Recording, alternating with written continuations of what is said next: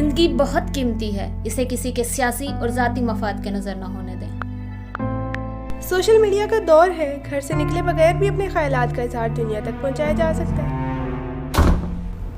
जब महाज नया है तो अंदाज भी नया होना चाहिए, महफूज होना चाहिए।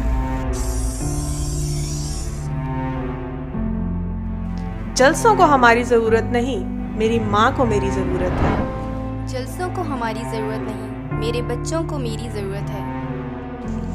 जलसों को हमारी ज़रूरत नहीं, मेरे पाकिस्तान को मेरी ज़रूरत है।